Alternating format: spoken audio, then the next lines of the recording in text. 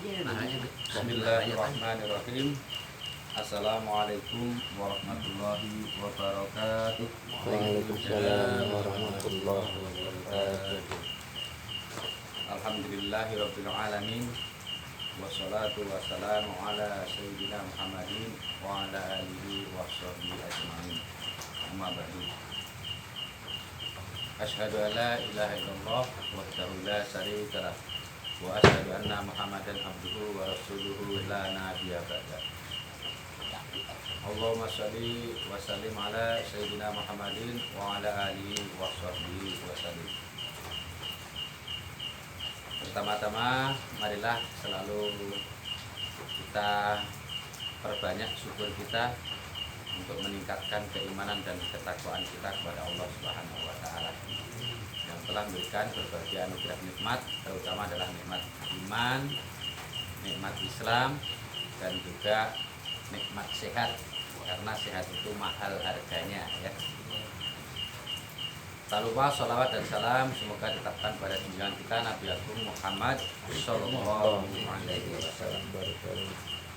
Marilah pengajian malam hari ini kita awali dengan baca suratul Fatihah bersama-sama. Bismillahirrahmanirrahim. Ila hadratin Nabi Mustafa Rasulullah Sallallahu Alaihi Wasallam. Sayyidul Fatihah. A'udzu billahi minasy syaithanir rajim. Bismillahirrahmanirrahim. Alhamdulillahi rabbil alamin. Ar-Rahmanir Rahim.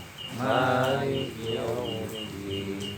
Iyyaka na'budu wa iyyaka nasta'in. Ihdinas siratal mustaqim.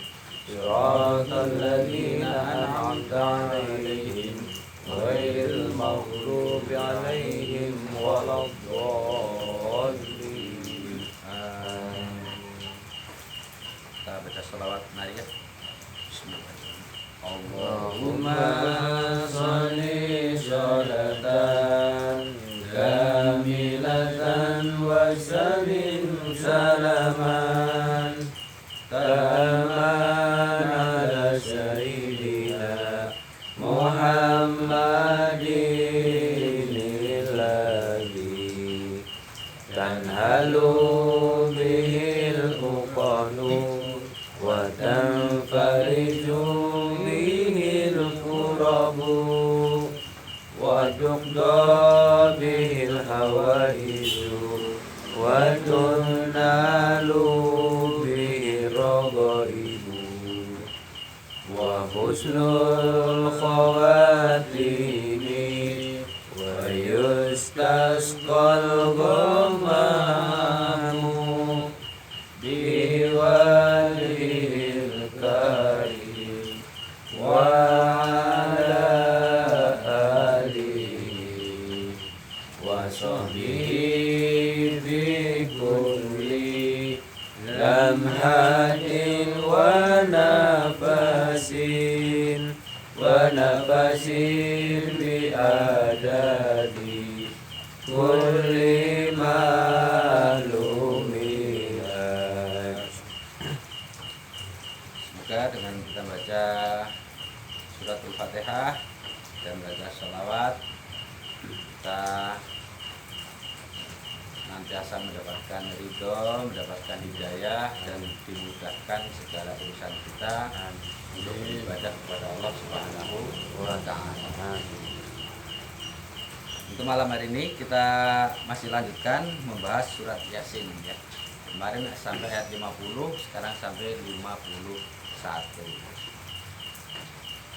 Mungkin ada yang hafal surat 51.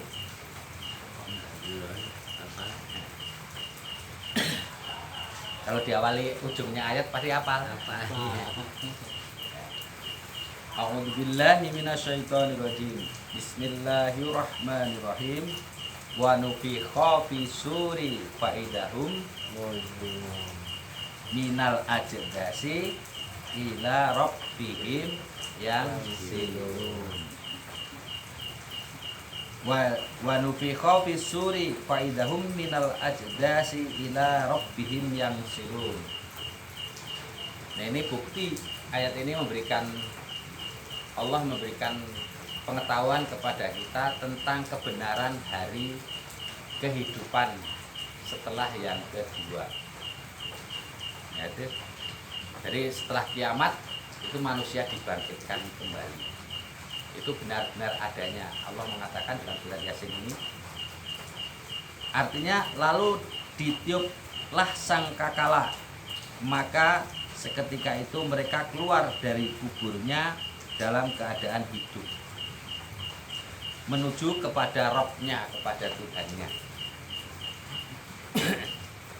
Kan kita juga sering mendengar kalau pas ngikutin ceramah-ceramah dari para mubalik ya, tentang kehidupan setelah hari kiamat, kematian.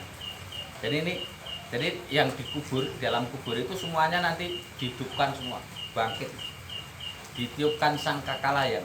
Nah ini di sini di Quran ini dijelaskan peniupan sangkakala yang kedua. Peniupan sangkakala yang pertama adalah kiamat. Ya, dari kiamat, matinya semua makhluk, hancurnya semua ciptaan. Nah itu sangkakala yang pertama, termasuk matinya yang meniupkan sangkakala itu sendiri.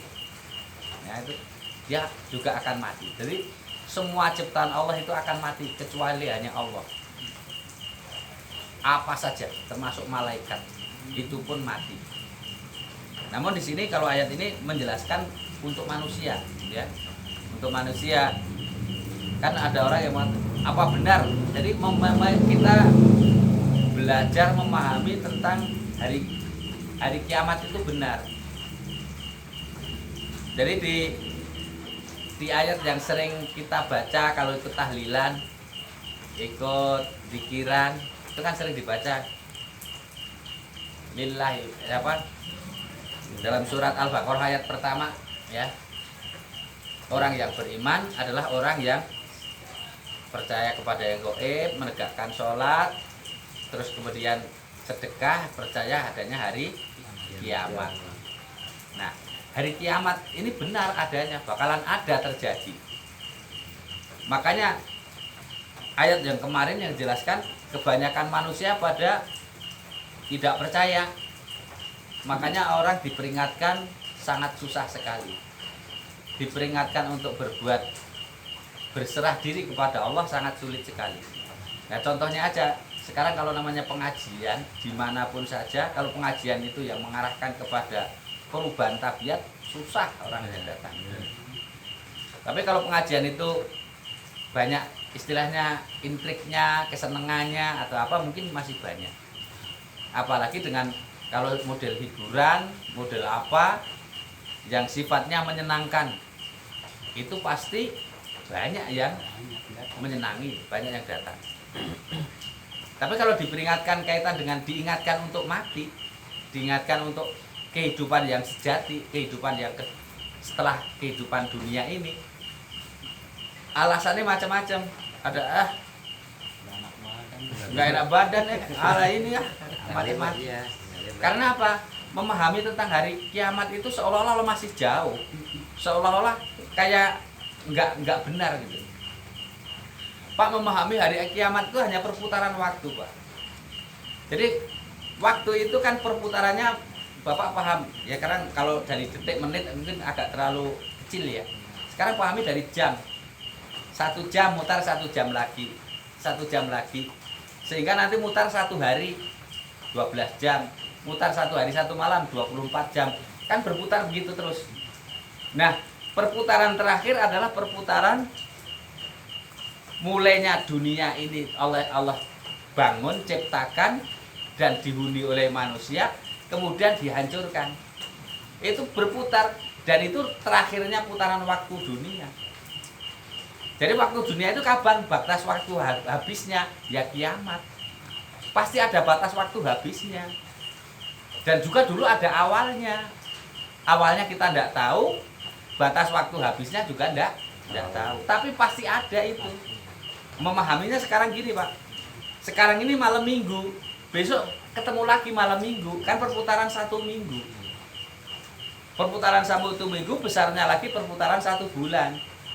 Nanti ganti bulan, ganti tahun, ganti windu, terus nanti ganti dunia.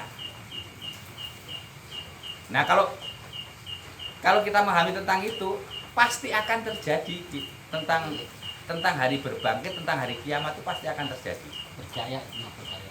Nah, di sini nih kita harus memahaminya seperti itu. Jadi bahwa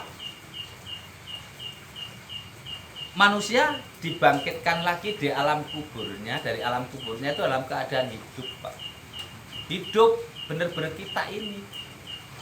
Namun kalau kita kaji lagi, ini lebih banyak lagi tentang, kalau kita baca kitab-kitab yang lain, kan ada yang bangkitnya bentuknya ada yang wujud manusia, ada yang berbentuk manusia kepala binatang, ada macam-macam dah. Tergantung dari amal perbuatannya. Tapi orangnya ya orang itu. Ya kita ini, badannya badan kita ini. Nah, mungkin karena kita sering ngomong nggak enak di dunianya, mulutnya tambah dower, lidahnya tambah panjang. Karena kita selalu matanya digunakan untuk sesuatu yang nggak baik, nanti matanya bisa gede, ya bisa saja begitu. Nah, contohnya kan kalau masalah perubahan organ di dalam badan manusia, wong kita di dunia aja bisa berubah badannya. Dari dulu muda jadi tua, keriput. Tapi juga dari badan yang sehat, ada aja kan yang akhirnya berubah wajahnya menakutkan gara-gara apa? Penyakitan. Ada yang bendol kepalanya gara-gara tumoren. Tapi kalau di akhirat itu bukan penyakit, itu perubahan karena perilaku. Tapi di dunia pun sebenarnya berubahnya wajah kita, berubahnya organ kita itu juga karena perilaku. Sebenarnya kalau memahami begitu. Dan di akhirat itu nanti di hari berbangkit kita dihidupkan dalam wujud badan kita manusia ini. Tapi ada yang menafsirkan yang hidup itu hanya rohnya. Tidak, roh itu nggak mati. Roh itu nggak mati. Yang mati itu badan kita. Nah, itu rohnya di mana? Itu urusan Allah. Kita tidak boleh terlalu berpikir tentang roh, karena di Quran sudah dijelaskan oleh Allah. Tapi saya lupa ayatnya. Jangan kau memikirkan tentang roh, karena roh itu urusan Allah. Roh kita itu di mana? Bagaimana kita tidak tahu. Setelah mati itu nanti di mana? Kemana? Kita tidak tahu. Kita udah hidup lagi ya. Nah, Itu dah. padahal kalau dalam kajian-kajian tentang kehidupan kematian, roh itu setelah kita mati dicabut, roh itu kembali ke badan lagi, Pak. Jadi makanya badan hancur dimakan itu rohnya tahu. Rohnya tahu. Maka apalagi orang yang tidak beriman. Makanya bagi orang yang beriman, beramal soleh, oleh Allah ditidurkan biar rohnya nggak tahu, badannya digerogotin belatung. Makanya ditidurkan bagikan pengantin baru, kan Ustadz Rahmat sering bilang begitu ya. Itu bagi orang yang tidurnya orang pengantin baru kan nggak lupa, nggak apa-apa, nggak ngerti apa-apa sudah. Jadi biar nggak melihat badannya dimakan oleh belatung, dimakan oleh itu, nggak lihat, nggak ngerasa sakit, ditidurkan pulas. Tapi bagi orang yang tidak beriman, dia merasakan kayak dicambuk, kayak digigit ular dan sebagainya, padahal yang makan belatung. Belatungnya kecil-kecil tapi bagikan ular yang besar sekali. Makan dia, menghancurkan dia, mengkoyak-koyak dia. Sebenarnya itu kalau kita renungin kan kita dikubur di dalam, misalnya dikubur itu badan kita itu sebenarnya memang dikoyak-koyak oleh suatu makhluk. Nah, karena kita tidak beriman, makhluknya sebenarnya belatungnya kecil, tapi kita tidak beriman, mata kita, roh kita melihatnya itu ular yang gedenya nggak ketulungan. Disebut asujatul akra, padahal ini cacing itu. Secara fisiknya cacing, tapi karena kita tidak beriman itu jadi seolah. Nah kalau dinalar kan asujatul akra itu kan gedenya gede banget. Lah kuburnya segitu kok muat. Itu kan kalau dinalar kagak. Berarti apa? Itu kan yang melihatkan roh, yang berpola pikir roh. Ya. Kalau dinalar ya yang muat ya hanya belatung saja, nggak mungkin dalam kubur itu akan muat ular segitu gedenya kan gitu. Nah ini makanya kenyataan kehidupan gaib di akhirat itu pasti. Dan setelah itu nanti padahal badan sudah dikoyak-koyak hancur itu oleh Allah dihidupkan kembali, utuh lagi untuk menunggu peradilan. Jadi kita bangkitkan utuh badan kita itu utuh lagi. Kok bisa ya Allah itu lebih kuasa mau menciptakan yang enggak ada jadi ada aja bisa, apalagi tinggal mengulang. Itu nanti di ayat terakhir ini dijelaskan. Karena ada orang yang, mas siapa sih yang bisa menghidupkan tulang belulang yang sudah pisah-pisah, yang sudah pada hancur, siapa yang bisa menghidupkan? Itu dalam ayat-ayat akhir nanti kan di surat Yasin ada jelasnya. Ya hanya Allah yang maha mengetahui, Allah yang maha kuasa, yang maha mencipta. Jadi kita dihidupkan lagi. Nah di sinilah Pak, bagi orang-orang yang tidak beriman nanti sudah pada mengeluh, menyadari, tapi sudah kelewat. Ayat berikutnya menjelaskan, qalu ya wailana man ba'atsana min marqadina hada ma wa'adar rahmanu wa sadaqal mursalun. Ini gampangannya orang yang merasa apa, orang Jawa itu gegetun, kalau sini apa ya? Jadi kecewa itu, kayak apa?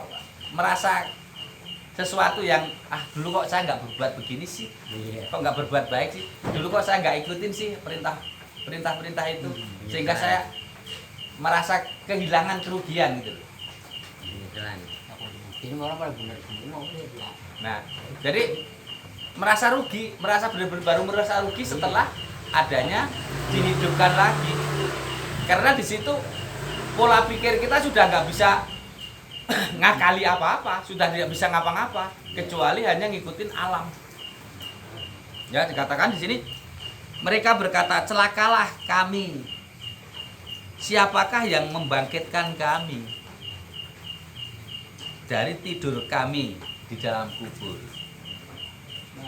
Inilah yang dijanjikan Allah yang Maha Pengasih, dan benarlah rasul-rasul kamu, rasul-rasul yang memberitahu itu benar. Jadi nanti kebenaran orang yang membawa hakikat kebenaran itu akan terbukti nanti di sana. Jadi kayak kita ngaji seperti ini akan terbukti nanti hasilnya. Bukan, tapi padahal Allah juga menjanjikan kita orang yang dekat kepada Allah, yang berilmu, pasti Allah akan angkat derajatnya. Padahal di dunia pun Allah akan beri tanda dan pertolongan. Tapi yang terakhir itu ya nanti itu di situ hari berbangkit itu. Maka nanti kita tergantung bangkitnya itu udah ketahuan, kita wujud manusia apa wujud apa. Nah kalau wujud bagong berarti udah tanda kita bakalan jadi penghuni neraka. Kepalanya himar, kepalanya monyet. Nah itu seperti itu. Berarti kita itu sudah tanda-tanda itu. Walaupun nanti setelah dihisab masuk neraka, setelah masuk neraka karena di dalam hatinya ada imannya, akhirnya masuk surga juga bisa. Tapi itu udah tanda pasti masuk neraka kalau orang yang bangkitnya tanda wujudnya sudah tidak manusia. Yang wujud manusia aja masih bisa masuk neraka. Nah, maka dia merasakan celakalah kami. Orang Jawa itu gegetun. Kenapa dulu saya kok nggak ngikutin perintah, diajak ngaji Mas Adi, diajak ngaji Pak Jiman, diajak ngaji Pak Sidik kok nggak mau, kenapa ya dulu? Padahal itu Pak, itu sekarang rasanya lama loh Pak. Kayaknya mau ke akhirat itu rasanya lama. Tapi nanti kalau kita serah di akhirat, yang kita rasakan di dunia itu baru kemarin kayak kemarin gitu Pak. Coba Bapak renungin saja. Bapak waktu masih muda belum kawin, kayaknya masih ingat masih kemarin kan Pak. Kalau Bapak renungin kayaknya baru kemarin. Orang saya tuh merasakan, ya kalau sekarang tahu-tahu anakku udah gede semua ya, padahal perasaan saya itu masih muda kayak kemarin. Nah itu di akhirat nanti juga sama. Iya ya, saya diingatkan kemarin di dunia itu, kenapa sih saya nggak ngikutin ya? Sekarang udah terlanjur kagak bisa ngapa-ngapa. Nah itu jangan sampai kita merasa kecewa setelahnya nanti, dan itu sudah tidak akan berulang lagi untuk bisa berbuat baik. Nah kalau dalam surat Fatir itu begini, dalam surat Fatir kalau nggak salah ayat 38. Rabbana ahrijna na'mal sholihan ghairal ladzi kunna na'mal. awalam nu amirkum mata dakaru mati terjadi hilang. Ya udah al ayah karena keputus, tapi artinya saya masih ingat. Ya Allah, ya Tuhanku, kembalikan lagi aku ke dunia. Itu orang-orang yang merasa seperti itu berdoa, kembalikan lagi aku ke dunia. Oh, dunianya udah hancur, mau kembalikan lagi ke dunia gimana? Oh, udah kiamat. Aku akan berbuat baik lagi, akan beramal soleh lagi, akan berbuat lebih baik lagi. Nah, itulah kayak orang munafik itu Pak, kalau diingat. Lah saya sudah orang beribadah, saya orang ngaji. Kalau ketemu orang seneng ngaji. Ini seperti itu. Jadi akhirnya Pak, ya udah nggak mungkin kata Allah. Dikatakan awalam nu amirkum mata dakaru wa yadakumur. Bukankah telah datang utusanku di dunia untuk mengingatkan kamu? Wajah aku nadir, kenapa kamu meninggalkan peringatan itu? Enggak kamu gubris peringatan itu. Nah di sini ini kan sekarang renungin aja, yang dengerin peringatan dengan yang tidak itu banyakan mana? Yang tidak. Banyakan yang tidak. Orang ngaji itu memang malas. Orang mau beribadah itu memang susah. Tapi orang kepingin masuk surga semua. Nggak ada yang pengen sengsara. Orang dikasih sakit saja udah ketulung-tulung. Baru di dunia itu Pak. Ya kayak saya kemarin sakit kakinya, padahal hanya 3 hari yang paling sakit. Rasanya udah nggak karuan, udah ketulung-tulung. Sakitnya udah nggak karuan. Apalagi itu di akhirat. Jadi udah. Jadi pembawaannya orang yang dibangkitkan dari alam kubur tadi sudah takut Pak. Kenapa? Kok bener ya? Gitu loh. Kok bener ya ternyata kita dihidupkan lagi gitu. Padahal saya udah mati, siapa sih menghidupkan ini? Itu pertanyaan mereka, orang yang dibangkitkan dari kubur. Celaka aku ini nantinya, bakalan celaka. Ya udah begitu. Ya celaka beneran nih Mas. Tapi bagi orang yang beriman ketawa. Alhamdulillah, ini sudah saatnya kita mau merasakan apa yang kita jalani, kita lakukan waktu di dunia. Dan itu nanti tandanya ada Pak. Termasuk setelah itu nanti kan berikutnya akan ketemu Nabi, akan diakui oleh Nabi dan sebagainya untuk saat pertimbangan, saat yaumul mizannya atau dipertimbangkan amal baik dan amal buruk. Nah itu kan tanda-tandanya apa? Tanda-tandanya di hatinya, tanda-tandanya wudhunya, tanda-tandanya sholatnya. Itu tandanya. Nah kalau nggak ada itu, nggak ada tanda itu nanti kita nggak akan ketahuan, nggak akan diakui. Buat dunia ngomongnya, waku kan sholatnya rajin, ibadahnya bagus, nggak akan bisa menipu. Kalau kita di dunia masih bisa ditipu kita. Tapi sebenarnya kita juga nggak bisa ditipu sih kalau kita paham. Wong prakteknya nyata kan Pak, kita ngajak ibadah, ngajak yang mau aja ketahuan, yang nggak mau juga ketahuan. Nah sebenarnya kita nggak ketipu, hanya mereka sendiri yang merasa bangga nipu, tapi nggak sadar kalau penipuan itu sebenarnya akan terasa pada dirinya masing-masing. Ya sekarang kita renungin aja, kita ngaji di sini. Padahal banyak orangnya, berapa yang mau? Ya, nah itu seperti itu. Apalagi nanti di akhirat berapa orang yang kecewa setelah dibangkitkan itu banyak sekali Pak. Dan di situ sudah bertulung-tulung gak ada yang mau nolong. Kenapa ya gak ada yang mau nolong? Yang memikirkan dirinya sendiri aja.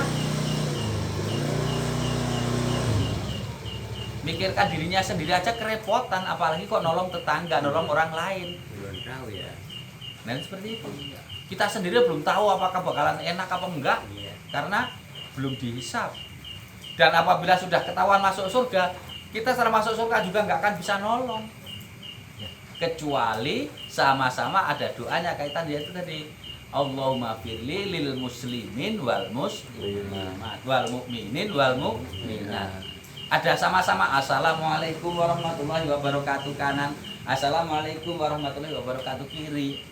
Nah itu kan kita maksudnya mendoakan keselamatan orang di kanan kita, di kiri kita. Ya, kita itu orang Islam tuh sebenarnya walaupun secara nggak Pak, kita itu sudah orang sangat baik. Orang kanan kiri kita selalu kita doakan. Doain ya orang kagak bener doain. Kenapa? Udah ketahuan. Tapi mereka pada nggak nyadarin itu. Sudah didoain, diperingatin, nggak mau gubris. Nggak mau juga mas. Ya udah, nanti di akhirat tinggal ngerasakan. Ingkanat illa sayhatau wahidatan faidahum jami'ul ladaina muhdurun. Teriakan itu hanya sekali saja, maka seketika itu mereka semua dihadapkan kepada kami, yaitu akan dihisab. Jadi teriakan itu sudah, teriakan sangkakala dibangkitkan sudah. Setelah itu semuanya akan dikumpulkan, dihisab. Nah itu nanti kalau kita baca cerita dari alam kubur mau dihisab itu berapa lama, berapa waktu, itu ada bukunya, ada kajiannya. Tapi yang jelas itu waktunya lama Pak, jutaan tahun.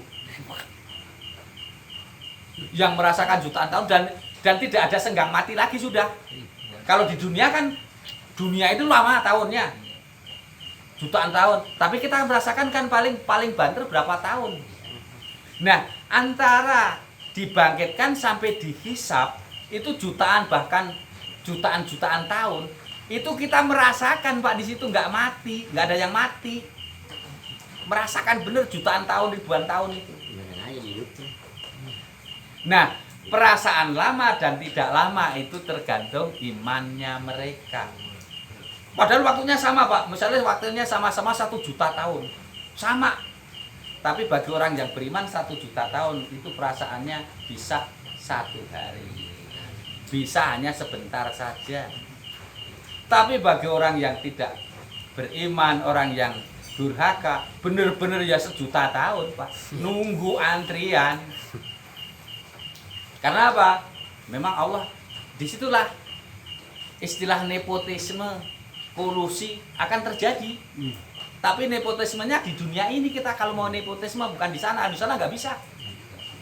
Makanya berusahalah sekarang nepotisme lah kepada Allah, kepada Rasulullah, mau masih di dunia ini. Biar nanti saat antrian itu kita bisa nyumpel masuk. Coba sekarang Bapak berobat atau antri sembako, dari belakang langsung maju kan akan dimarahin yang depannya. Tapi nanti kalau di akhirat ini bisa Pak, kita baru antrian di belakang kita langsung masuk jelek. Kenapa? Kita nepotismenya di dunia ini. Karena kita tahu. Yaitu nepotisme apa? Dengan mengikuti Quran dan Rasul. Itu bukan nepotisme, tapi itu pertolongan Allah bagi orang yang disayangi. Makanya carilah jadi orang yang disayangi Allah dan menjadi dapat syafaat Rasul. Itu nanti sampai hari dihisab itu kita merasa tidak terlalu lama. Nah semuanya akan dikumpulkan dan dihisab. Nah ini sampai ini. Maka pada hari itu seorang yang tidak akan dirugikan sedikit pun. Fal yauma la tudlamu nafsun say'aw wa la tujzauna illa ma kuntum ta'malun. Maka pada hari itu seorang tidak akan dirugikan sedikit pun dan kamu tidak akan diberi balasan kecuali apa yang kamu lakukan. Itu Pak, yang kita lakukan di dunia ini akan dibalasi semua Pak, bentuknya apapun Pak. Makanya nama dihisab. Sangat teliti Pak hisabnya itu Pak. Contohnya gini Pak, Bapak bersin, boy, mengucapkan alhamdulillah atau tidak itu dihisab Pak. Itu coba kalau kita bersin dari hidup sampai mati bersin berapa kali, hisabnya berapa lama itu Pak. Terus kita makan bismillah atau tidak, kita makan itu berapa lama Pak, itu hisabnya kayak apa Pak. Nah itu semuanya dihisab dan itu akan dikasih imbalan. Tidak ada yang kececer sedikit pun yang kita lakukan tuh. Kita sholat ya akan dikasih pahalanya, kita nyuri ya akan dikasih dosanya. Tapi nanti itu bagi orang yang beriman, tidak mempersekutukan Allah, akan ditimbang. berat mana. Iya. Nah kalau berat dosanya mampir dulu lah neraka. Antara Tapi kalau berat pahalanya insya Allah tidak perlu mampir neraka. Tapi ini kalau yang seperti ini beda cerita. Kalau orang yang matinya langsung masuk surga, ya memang ada orang tertentu.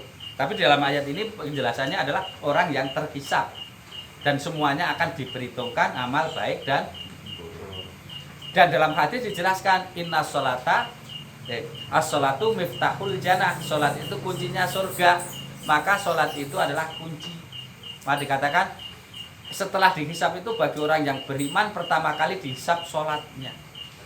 Kalau sholatnya udah bagus, yang lain udah nggak akan dihisab, Pak. Udah bebas. Jadi cepat.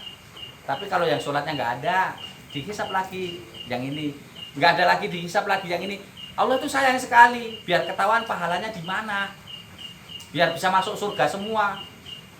Jadi kalau orang yang sholatnya bagus, udah semuanya nggak dihisab karena dia baik semuanya. Tapi kalau sholat bagus itu bukan berarti orang yang sholatnya banyak sekali, bukan, Pak. Bukan. Sholat yang bagus adalah sholat yang ikhlas karena Allah. Dan saya beritahu ada suatu dogma bahwa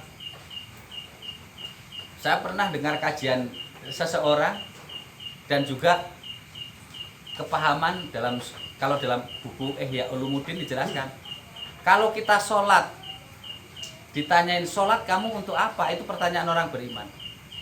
Apakah sholatmu karena takut neraka? Apakah pengen masuk surga? Jawaban beberapa orang ada yang jawab karena saya takut masuk neraka. Tapi yang beberapa orang menjawab karena saya pengen masuk surga. Apakah itu salah jawaban? Tidak. Tapi Allah terbalik tanya lagi, jika saya tidak menciptakan surga dan neraka, apakah kamu masih sholat? Pertanyaannya ini, Pak. Sekarang Bapak renungin. Allah menciptakan kita, tapi setelah mati Allah nggak menciptakan surga dan neraka. Kira kita mau sholat atau enggak? Mau beribadah baik atau enggak kita? Nah itu pertanyaan, itu pemikiran kita. Sekarang kita pada merenungin, kita orang yang ibadah itu rajin sholat, ketujuannya apa? Biar masuk surga, biar tidak masuk neraka. Tapi pertanyaannya sekarang Allah bertanya, jika saya nggak menciptakan surga dan neraka, masih nyembah aku kok enggak? Nah di sini, nah ini bagi orang yang memahami kehidupan, hakikat kajian, tetap akan nyembah Allah. Kenapa? Karena kita diciptakan oleh Allah. Jadi takutnya bukan karena takut masuk neraka, bukan pengen masuk surga, karena kita merasa diciptakan Allah dan kita takutnya kepada Allah. Itu harusnya begitu. Ya ini sampai ini aja. Untuk ayat berikutnya nanti tentang penghuni surga dan surganya nanti. Jadi intinya dalam ayat 51 sampai 54 itu manusia dibangkitkan, setelah dibangkitkan akan dihisab. Setelah dihisab itu semua apa yang dilakukan manusia tidak akan tercecer sedikit pun, akan diperhitungkan amal baik dan buruknya. Namun beruntunglah bagi orang-orang yang beriman, sangat ikhlas dalam menjalankan ibadah, insya Allah dengan amal sholatnya yang sempurna, yang baik, sudah dianggap semuanya baik. Jadi perbaikilah sholat kita dengan sholat yang khusyuk, biar kita menjadi orang yang nanti hisabnya ringan. Nah itu sholat yang khusyuk itu dicerminkan dari kehidupannya, Pak, bukan hanya sholat seolah-olah orangnya itu nggak dengar apa-apa. Itu akan kelihatan dari perilaku. Inna sholata tanha anil fahsai wal munkar. Orang yang sholat khusyuk itu pasti akan bisa membebaskan perbuatan dari keji dan munkar. Itu kuncinya.